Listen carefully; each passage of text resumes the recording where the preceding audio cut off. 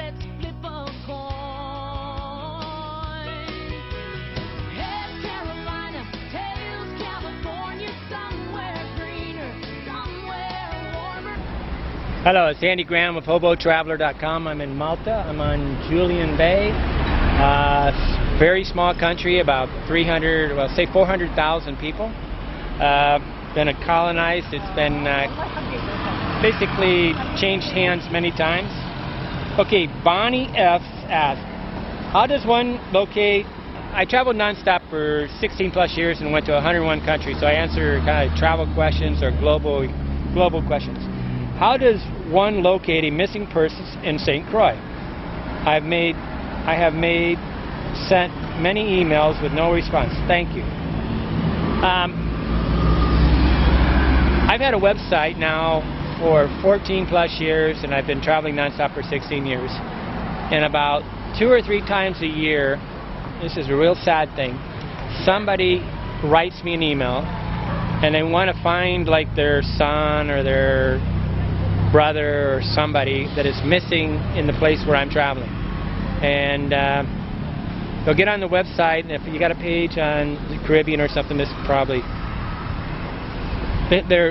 they're searching, they're picking at straws, right? They're so desperate that they just start writing anonymous websites, and you can't know a negative. And this is the problem: is when somebody comes up missing in another country, the only person that knows they're missing is the person at home.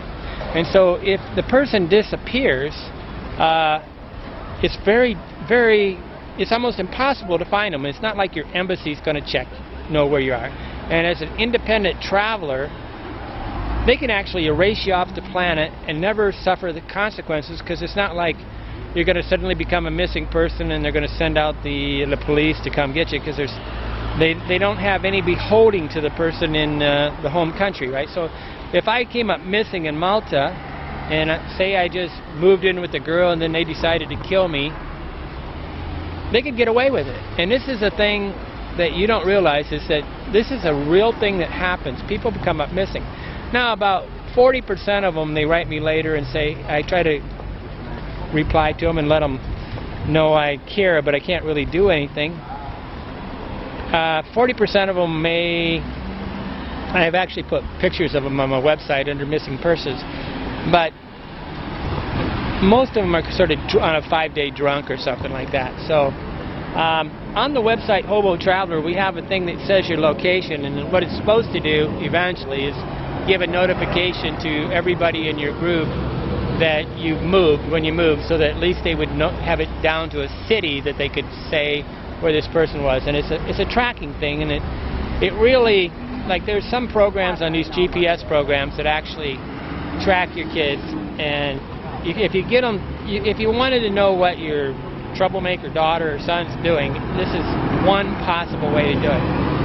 And but I would guess there's the number of people that come up missing worldwide and just are erased from existence is an unbelievable amount of people. They just suddenly disappear off the face of the earth. You should always, as you travel, I'm not telling you to, I don't want you to check in with the embassy. I think that's a fool's way out. But you should try to keep in constant contact with a few of your friends and let them know what you're doing.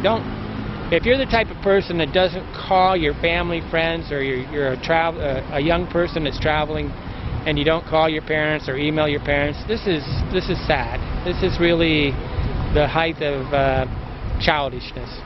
Grow up and realize that we all live together. Okay, Andy Graham, Hobo Traveler, trying to explain a real problem on the planet. Missing people. We can't know the number of missing peoples in Malta or Spain or Greece or Africa, because when it's an independent traveler, there's nobody in that country that suddenly reports their friend came up missing. They're just gone, right? And the person in another country tries to call the embassy, bounces off that. It's not, if you call up the American embassy, they're not going to sit there and act like you have a real problem. They're going to just say, oh, he's probably drunk or whatever, right?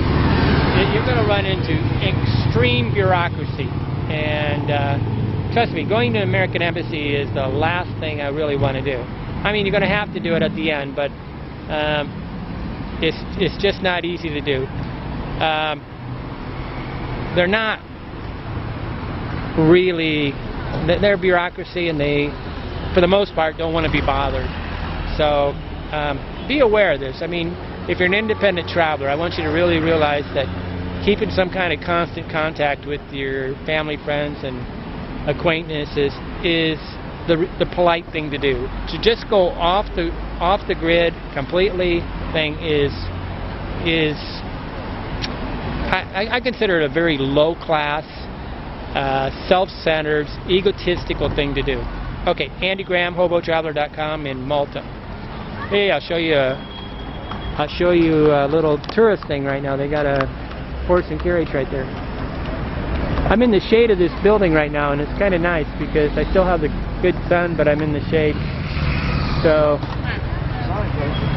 this is, so far I would say the swimming in this, well, the swimming's pretty good, but the actual beach is a non-existence. Andy Graham, Hobo Traveler in Malta. Tonight, let's flip